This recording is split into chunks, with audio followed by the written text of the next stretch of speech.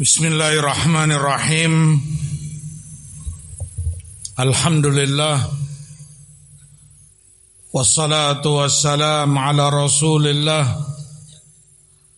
wa ala alihi wa sahbihi wa man walah. Amma ba'd.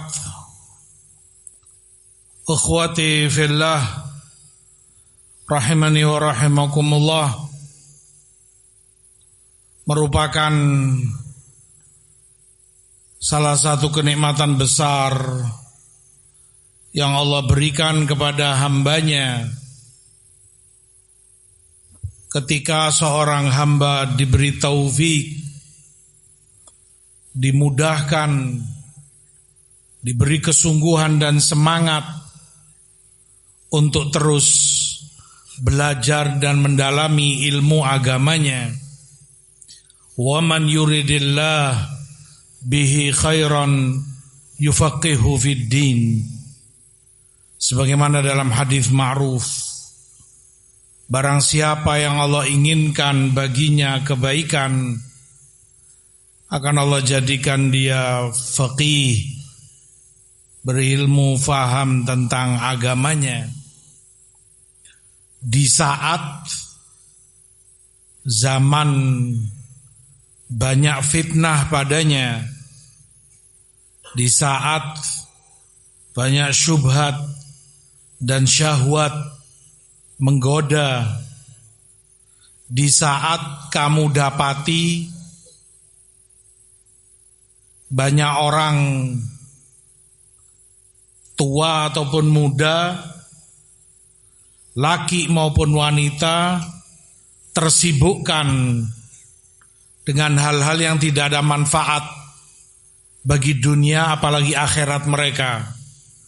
Perselisihan, perdebatan, cekcok sana sini, baik secara langsung ataupun itu di dunia maya.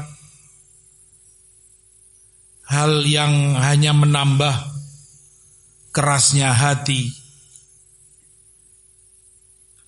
Di saat seperti itu, kamu menyadari dirimu Allah mudahkan, Allah beri taufik untuk terus belajar dan mendalami ilmu agamamu. Syukuri. Itu kenikmatan besar yang Allah berikan hanya kepada yang Allah kehendaki dari hambanya. Maka besar harapan kita pula dengan ini, kita termasuk orang-orang yang Rasul sallallahu alaihi wasallam sebutkan, wa majtama'a qaum fi bait min buyutillah yatluna kitaballah wa yatadarasunahu bainahum illa nazalat alaihimus sakinah wa ghasyiyatuhumur rahmah wa dzakarahumullah fi man indah. Ketika sekelompok orang berkumpul di rumah-rumah Allah, masjid, mereka baca ayat-ayat Allah, kitab Allah, mereka pelajari di antara mereka, maka turun kepada mereka sakinah, ketenangan hati, jiwa, tentram. Mereka diliputi oleh rahmat dan disebut oleh Allah, dibanggakan di hadapan para malaikatnya. Antum datang dengan berbagai arah yang antum datang darinya. Ada yang dekat, ada yang mungkin cukup jauh dari tempat antum. Semoga semua itu termasuk yang Rasulullah SAW sebutkan, man salaka tariqan yaltamisu fihi ilman sahalallah lahu bihi tariqan ilal jannah. Yang menempuh jalan menuntut ilmu, Allah mudahkan dengannya jalannya menuju jannah. Nas'alullah min fadlih. Maka ikhlaskan niatmu, tidak lain, tidak bukan hanya mengharap ridha Allah semata, kemudian mengangkat kejahilan dari diri kita, menggantikannya dengan ilmu yang Allah dan Rasul ajarkan kepada kita. Ahibbati fillah, rahimani wa rahimakumullah. Seperti yang antum ketahui, tema kita adalah akidah Raziyain, akidah dua Imam Razi, yaitu Imam Abu Hatim Muhammad ibn Idris Ar-Razi dan Imam Abu Zur'ah Ar-Razi. Ada beberapa perkara penting yang akan kita kaji, bagaimana para ulama, para a'immah menyampaikan hal itu kepada kita. Pertama, dalam akidah Raziyain ini diriwayatkan oleh putra beliau sendiri, Imam Abdurrahman ibnu Abi Hatim. Sa'altu abi wa Aba Zur'ah. Aku tanya ayahku Abu Hatim dan Abu Zur'ah an madhahibi ahli sunnah fi usuliddin, tentang madhab ahlu sunnah. Madhab bukan madhab fikih yang dimaksud, artinya keyakinan dan akidah ahlu sunnah dalam pokok-pokok dasar agama ini. Wa ma adraka alaihil ulama fi jami'il amsar. Dan aku tanya keduanya, ayah dan Abu Zur'ah, tentang apa yang mereka berdua dapati. Mereka berdua dapati para ulama, para imam di negeri-negeri kaum muslimin. Karena para ulama berpencar, di setiap negeri ada ulamanya, ada masyayikhnya, ada imam-imamnya. Wa ma ya'taqidani min dzalik.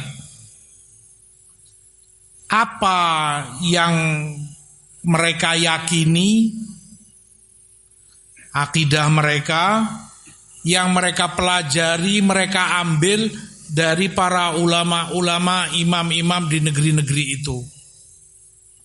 Faqala, maka keduanya menjawab, Abu Hatim dan Abu Zur'ah, adraknal ulama fi jami'il amsar. Kami berdua mendapati para ulama di seluruh negeri yang kami datangi. Mereka sebutkan Hijazan wa Iraqan wa Misra wa Syama wa Yamana. Hijaz, Mekah, Madinah, Irak, Mesir, Syam, dan Yaman. 5 negeri dari negeri-negeri kaum muslimin di zaman itu. Disebutkan 5 ini karena 5 ini di zaman itu tujuan utama para penuntut ilmu. Karena banyaknya ulama di masing-masing 5 ini, banyaknya masyayikh, banyaknya para imam, Maka yang pertama mereka inginkan, para penuntut ilmu, para ulama, para perawi, ya 5 ini, untuk bisa ke Madinah, Mekah, Irak, Mesir, Syam, dan Yaman. Itu yang sering dan tujuan utama yang mereka inginkan dalam talabul ilm. Satu yang mereka inginkan adalah ziarah ahlul ilm. Ya, ziarah, mendatangi ulama-ulama, imam di negeri-negeri 5 ini tadi. Ziarah fillah, tentunya ahlu sunnah berziarah satu kepada yang lain, itu menguatkan, menambah erat dan kuatnya hubungan fillah, cinta karena Allah di antara mereka. Yang kedua,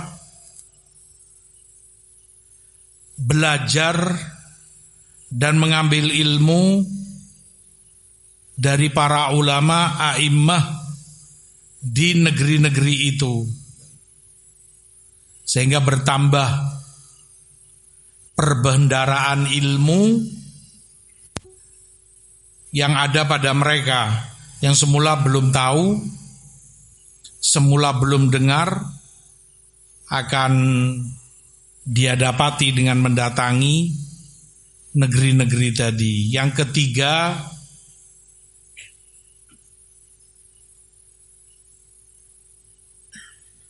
itu pula mengajarkan tawadhu baina ahlil ilm, terkhusus di antara para penuntut ilmu dan alim ulamanya.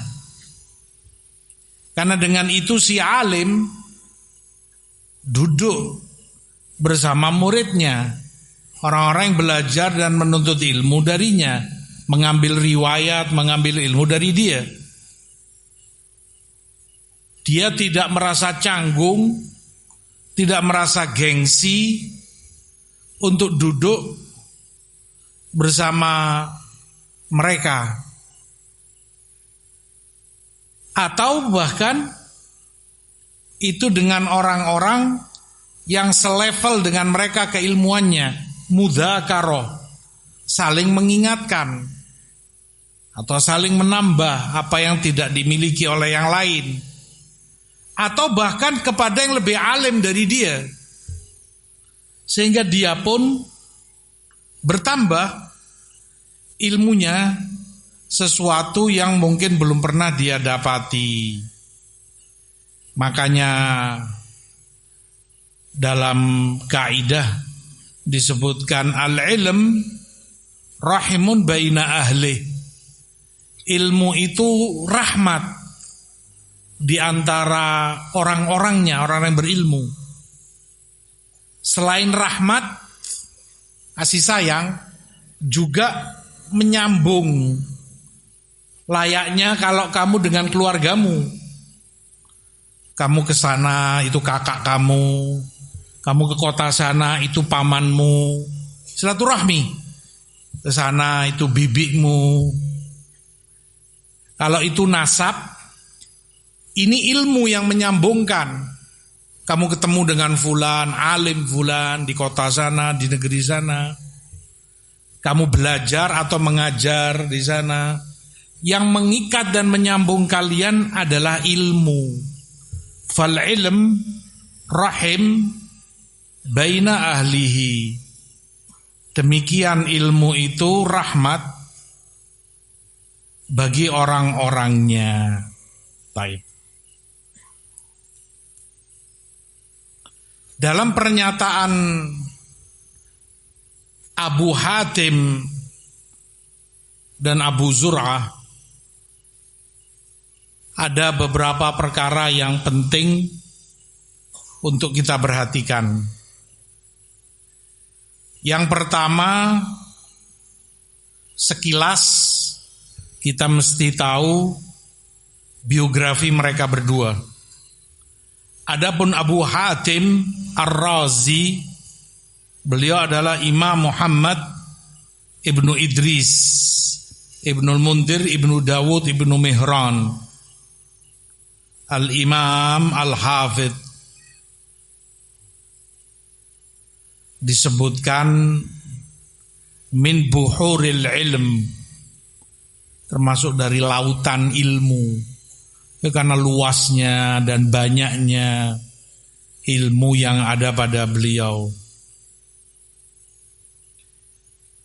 Abu Hatim lahir tahun 195 Hijriyah, akhir-akhir abad kedua. Dengan demikian beliau termasuk partner selevel dengan Imam Bukhari rahimahullahu ta'ala.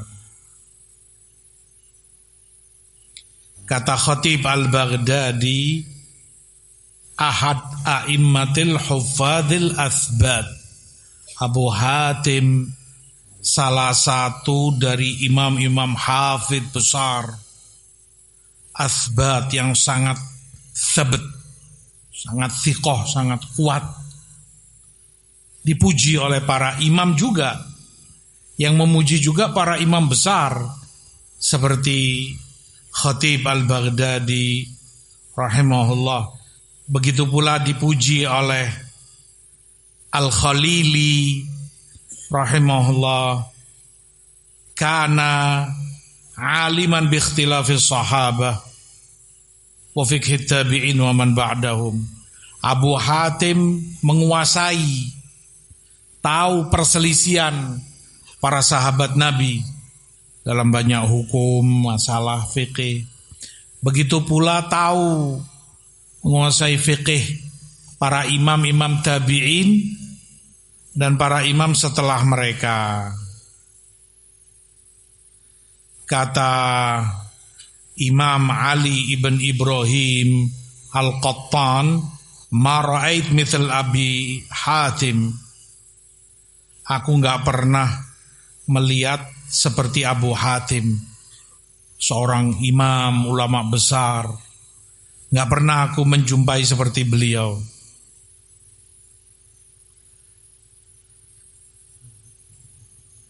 Ditanya kepada Al-Qattan, Ali bin Ibrahim, bukankah engkau bertemu dengan Ibrahim Al-Harbi, Ismail Al-Qadhi? Kembali jawab beliau, ma ra'aitu ajma' min Abi Hatim wala afdhala min. Iya, memang aku bertemu dengan mereka, Ibrahim, Harbi, Ismail, Qadhi dan banyak ulama, tapi gak pernah aku melihat seorang imam seluas Abu Hatim keilmuannya. Gak pernah aku jumpai ada yang lebih afdal dari beliau, Ibrahim Al-Harbi. Abu Zur'ah, teman beliau, Abu Zur'ah juga imam besar. Kata Abu Zur'ah, ma ra'aitu ahras ala talabil hadits minka. Aku enggak pernah mendapati orang yang lebih semangat darimu dalam menuntut hadis, menuntut ilmu. Disaksikan itu oleh Abu Zur'ah, bersaksi, tahu semangatnya yang luar biasa. Sampai-sampai disebutkan saking semangatnya tidak ingin ada waktu di situ beliau lepas dari faidah ilmu, sehingga disebutkan kalau beliau mandi di hammam, di kamar mandi, anaknya Imam Abdurrahman di luar hammam beliau perintah untuk membacakan hadis. Haddatsana fulan, qala Rasulullah. Haddatsana fulan, qala Rasulullah. Sehingga paling tidak beliau mendengar murojaah riwayat-riwayat yang pernah beliau dengar. Rahmatullahi alaih. Maka pantas seperti yang Abu Zur'ah katakan. Kata Imam Yunus Ibn Abdil A'la, Abu Hatim juga Abu Zur'ah imama Khurasan. Keduanya imam Khurasan, negerinya Bukhari, Khurasan. Beliau doakan baik untuk keduanya. Lalu kata Yunus bin Abdul A'la, baqa'uhuma salahun lil muslimin. Keberadaan mereka berdua, Abu Hatim, Abu Zur'ah, adalah kemaslahatan bagi kaum muslimin. Dan masih banyak pujian para ulama kepada beliau, tapi itu cuplikan mungkin cukup. Beliau wafat tahun 277 Hijriah. Yang kedua Abu Zur'ah, Imam Abu Zur'ah Ar-Razi, Imam Sayyidul Huffaz Ubaidullah Ibnu Abdul Karim. Abu Zur'ah Ar-Razi lebih dikenal dengan kunyahnya Abu Zur'ah. Nama beliau Ubaidullah Ibnu Abdul Karim. Lahir tahun 200 sekian Hijriah. Kata Khatib Al-Baghdadi, kana imaman rabbaniya. Beliau adalah seorang imam rabbani. Jalasa Ahmad ibn Hanbal. Beliau termasuk duduk berguru kepada Imam Ahmad ibnu Hanbal, bermudzakarah kepada beliau rahimahullahu ta'ala. Kata Ibnu Abi Syaibah, ma ra'ait ahfad min Abi Zur'ah. Aku enggak pernah mendapati seorang alim, seorang imam yang lebih hafid, lebih hafal hadis terutama dari Abu Zur'ah. Kata Muhammad bin Ishaq As-Saghani, yushabbah bi Ahmad bin Hanbal. Para ulama, kata As-Saghani, menserupakan Abu Zur'ah dengan Ahmad bin Hanbal. Serupa dalam keilmuannya, dalam keimamahannya. Imam besar. Cukup bagi kita mengetahui kapasitas beliau bahwa Imam Muslim yang menulis Sahih Muslim, kitab tersahih di dunia ini setelah Quran, setelah Sahih Bukhari. Begitu selesai menulis Sahih Muslim, beliau berikan ke Imam Abu Zur'ah, minta untuk dikoreksi oleh Abu Zur'ah. Kata Imam Muslim, setiap hadis yang Abu Zur'ah kritik, ini ada kelemahannya, ini ada ilahnya, ada ini, maka aku coret, aku keluarkan dari sahih. Dan yang beliau setujui, ya aku tetapkan ada di Sahih Muslim. Dengan itu kamu tahu siapa Abu Zur'ah. Imam Muslim pun meminta untuk dikoreksi oleh beliau hadis-hadis yang beliau tuangkan di dalam kitabnya Sahih Muslim.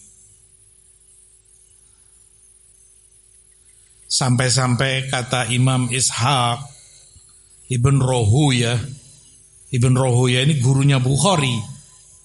Kata beliau, setiap hadis setiap hadis yang tidak diketahui oleh Abu Zur'ah maka bukan hadis, pasti nggak sahih. Kalau sampai Abu Zur'ah katakan nggak tahu aku hadis ini, berarti dipertanyakan kesahihannya.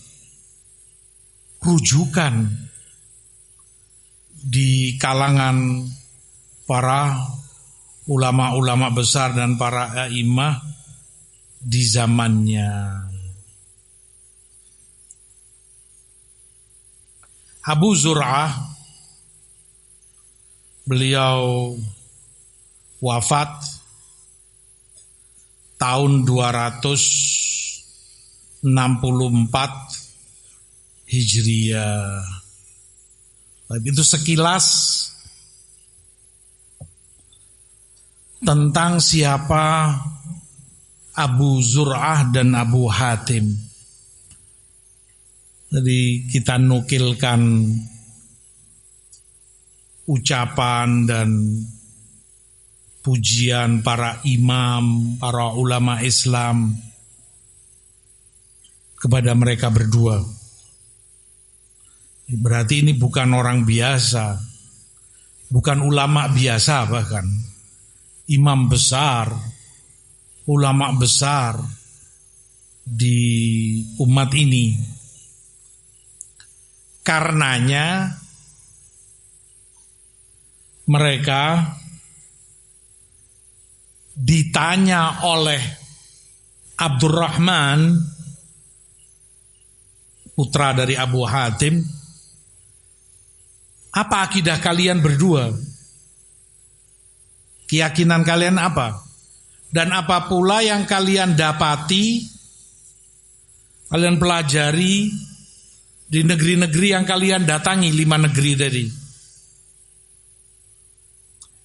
Karena keduanya sebagai qudwah, sebagai toladan di umat ini, sebagai rujukan, ditiru dan dicontoh figur besar di umat ini.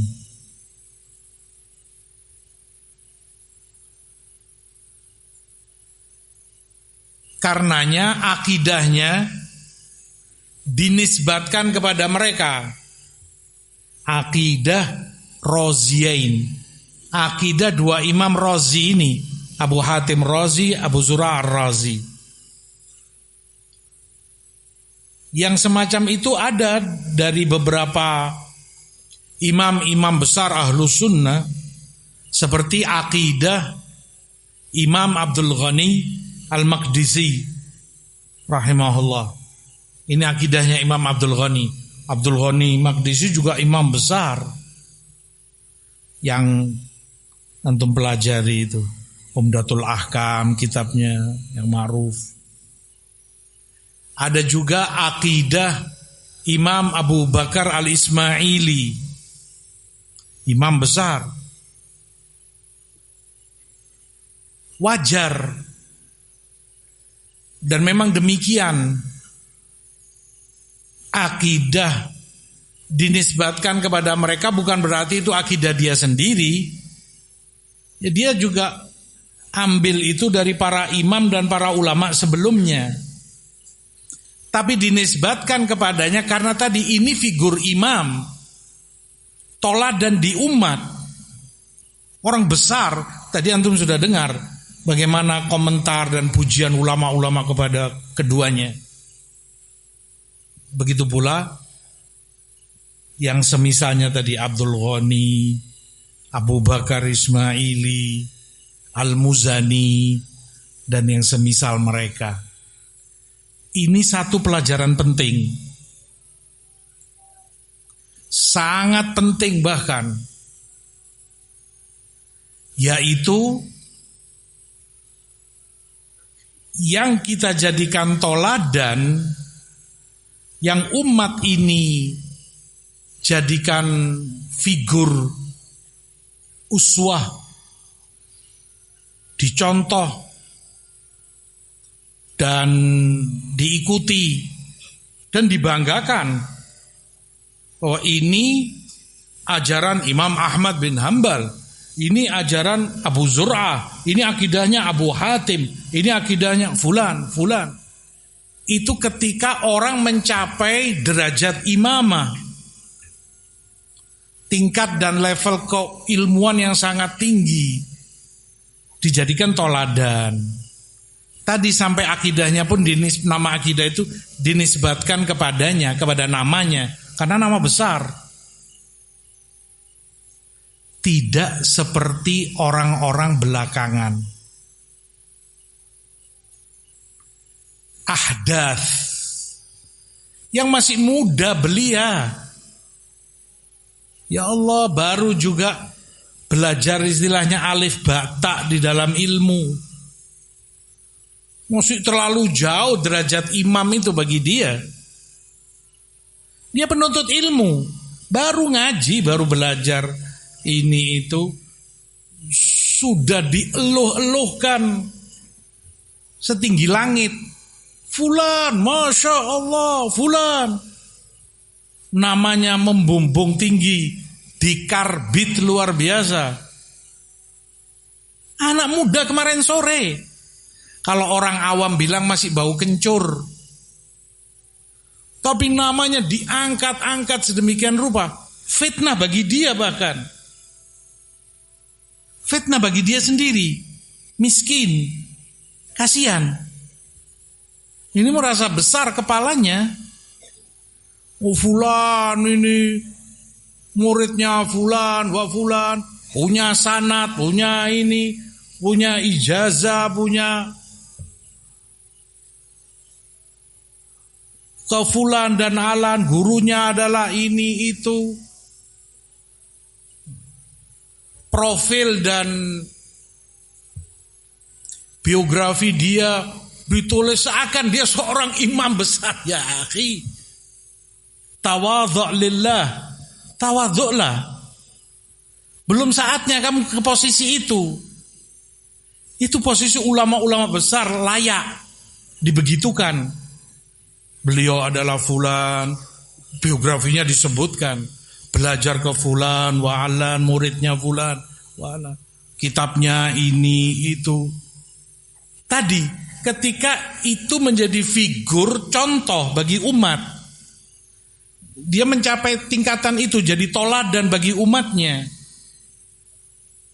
Adapun kamu anak kemarin sore mendapat posisi itu, fitnah bagi dia, menjadi maghrur, tertipu, merasa dirinya mencapai kapasitas yang jauh di luar hakikatnya. Fitnah pula bagi pengikut-pengikutnya, maghrur, tertipu. Oh, fulan guru kami ini, ustadz kami fulan, ini itu. Padahal kosong, hampa, jauh dari kenyataan, tidak sesuai dengan yang disebutkan tentang dirinya. Itu merusak generasi, merusak pula terutama pada orang yang bersangkutan sendiri. Ini wajar Abu Zur'ah, Abu Hatim, imam besar. Dari mana kita tahu imam besar? Yang muji bukan orang kita, bukan orang kayak kita. Imam yang memuji. Kan tahu, seorang imam tahu kapasitas seorang imam yang lain. Tadi Abu Zur'ah, antum tahu bagaimana Imam Muslim meminta untuk dikoreksi kitabnya. Setiap yang Abu Zur'ah katakan ini, di sini ada lemahnya, ada ilah, dicoret langsung oleh Muslim, dikeluarkan dari sahihnya.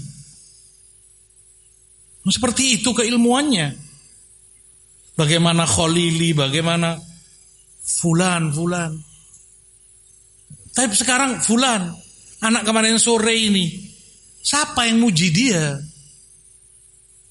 Bahkan sebelum memuji, siapa yang kenal dia? Dari orang yang berilmu, yang matang keilmuannya. Orang yang antum tahu, Syekh Fulan, Alim Fulan, Allama, siapa? Kalau orang awam atau anak kemarin sore, ya nggak teranggap pujiannya, dipuji oleh Fulan.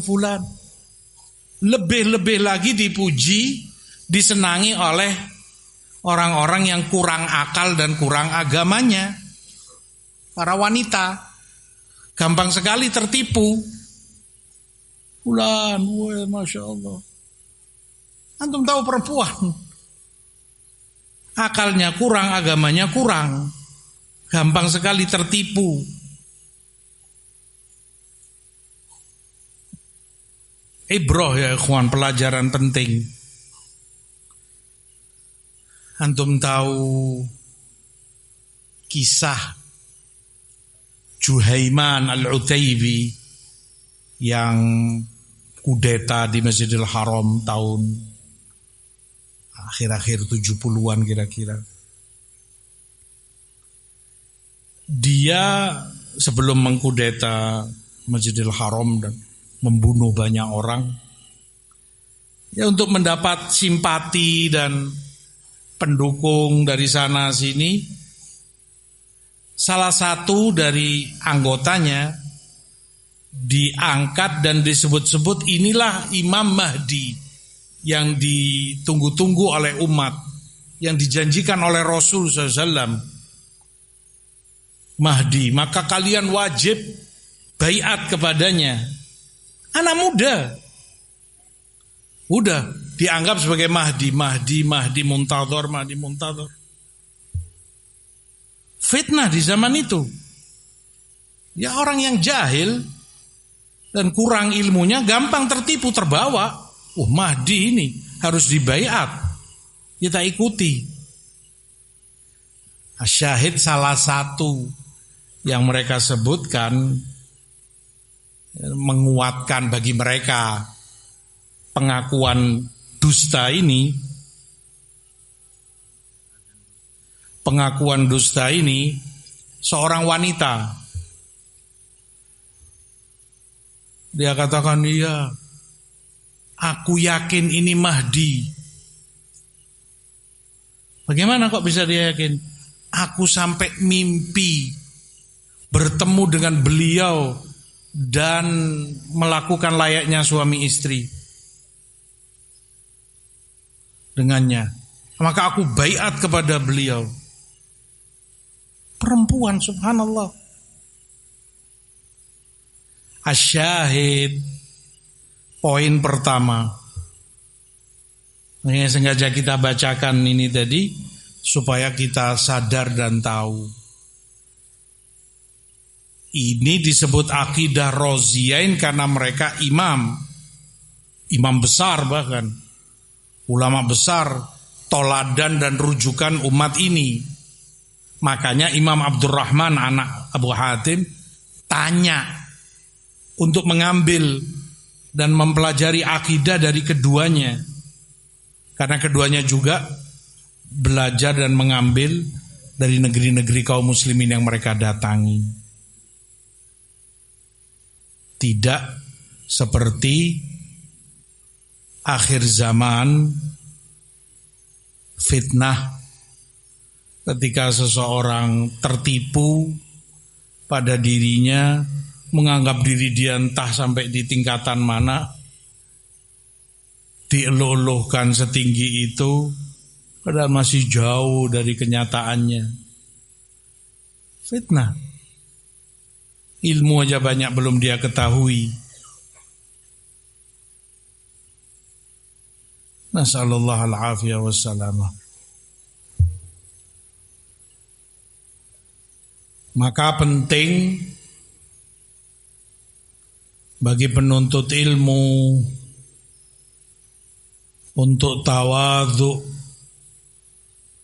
pada dirinya dan jangan membiarkan dirimu diposisikan atau dipuji yang kamu tahu kamu tidak berhak dan belum pantas mendapatkan itu semua.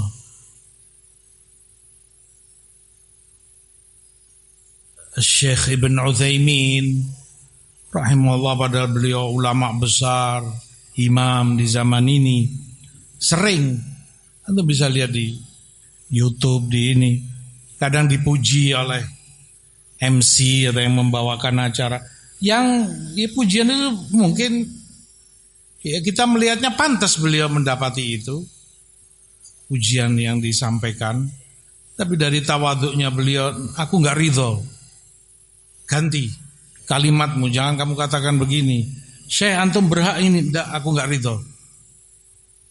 Itu sekelas Ibn Utsaimin rahmatullah alaih rahmatan wasi'ah. Nah, kembali kepada tadi di muqaddimah, Imam Abdurrahman tanya kepada ayahnya Abu Hatim dan Imam Abu Zur'ah untuk mengambil akidah mereka berdua. Apa yang kalian yakini? Apa akidah kalian? Dan yang kalian dapati dari para imam dan para ulama sebelum kalian di negeri-negeri yang kalian datangi. Para imam-imam ulama sunnah di negeri-negeri itu. Ini yang kedua, mengajarkan kepada kita bahwa orang yang berilmu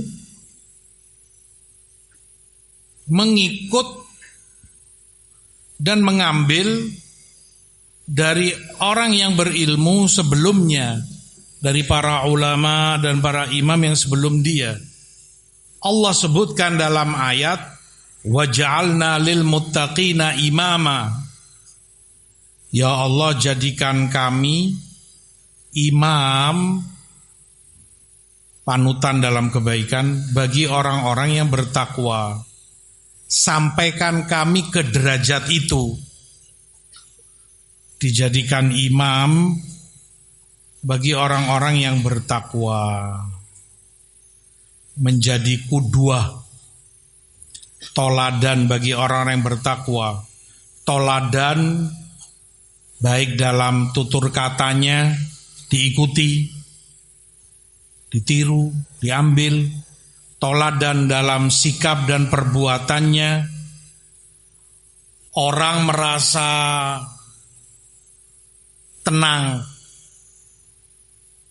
merasa aman kalau mengambil pendapat dia, ini pendapat fulan, ini fatwa dari fulan. Demikian karena orang tahu dia di atas khair, di atas kebaikan.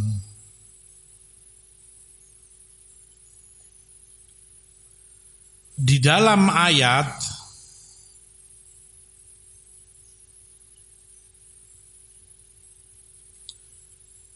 ketika itu doa kaum mukminin menjadi toladan, imam, panutan bagi yang setelahnya dalam kebaikan, itu pula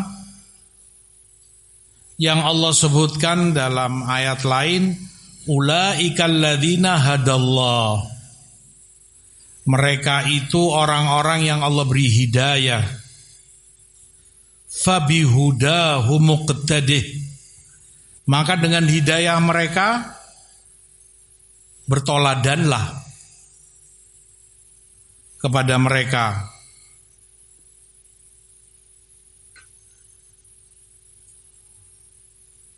Makna ayat disebutkan oleh Imam Mujahid, ya Allah, jadikan kami orang yang bertoladan kepada para pendahulu kami, para ulama, ahlul ilm, para imam-imam yang sebelum kami. Jadikan kami bertoladan kepada mereka.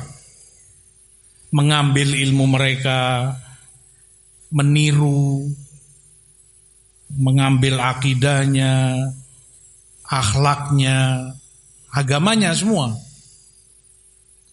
Sehingga dengan itu generasi setelah kami akan menjadikan kami sebagai toladan bagi mereka, mengambil dari kami, meniru kami, ilmu, akidah, akhlak, ibadahnya.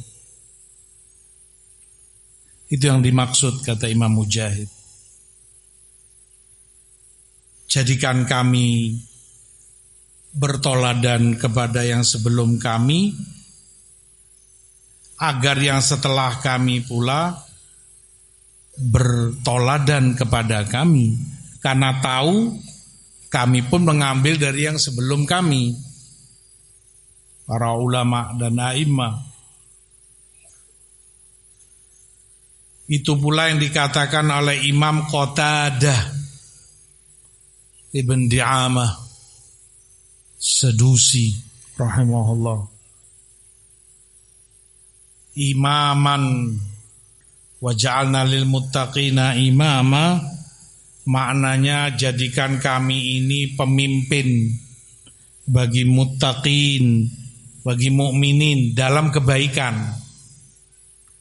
memimpin mereka dalam kebaikan, menjadi dai kepada hidayah, sehingga ditiru, diikuti oleh yang setelah kami dalam kebaikan,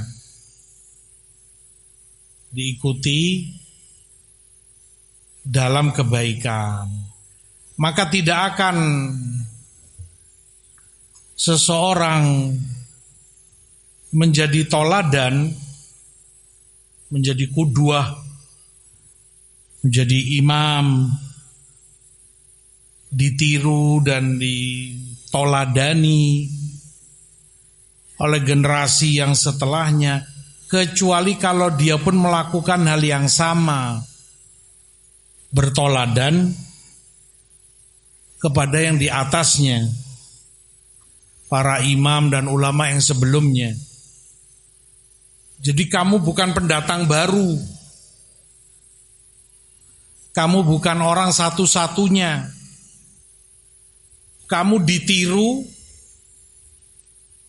orang menjadikan kamu figur qudwah dan toladan bukan karena nama kamu, ini fulan, bukan, tapi karena mereka tahu dirimu meniru. Itu yang mereka tahu, kamu mengikuti imam fulan, alim fulan, muridnya fulan, wahakadha. Itulah makna ayat wa ja'alna lil muttaqina imama. Kembali kepada Imam Abdurrahman. Makanya Imam Abdurrahman tanya kepada dua imam ini, bapaknya, bapak beliau sendiri Abu Hatim dan Imam Abu Zur'ah, apa akidah kalian berdua?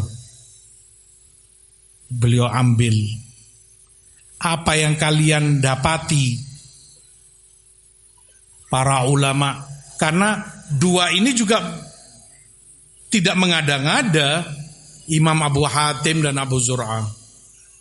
Tapi mereka juga itu yang mereka dapati, mereka ambil, itu yang mereka pelajari di negeri-negeri tadi. Di Syam, Hijaz, Irak, Mesir, Yaman. Berarti kan begitu. Keduanya mengambil dari yang di atasnya, bertoladan.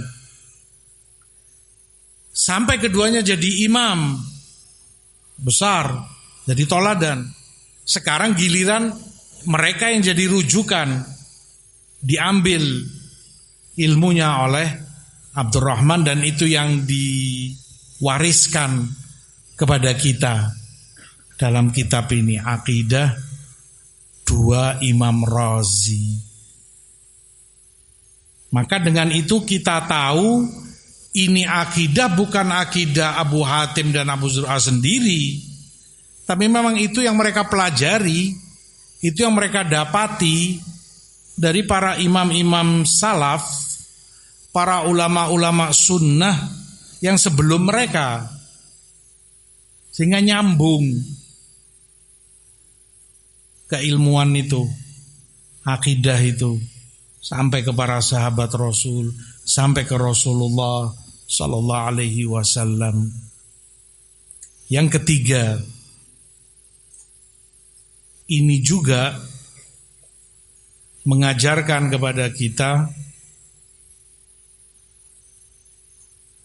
bahwa salaf as-salih rahimahumullah,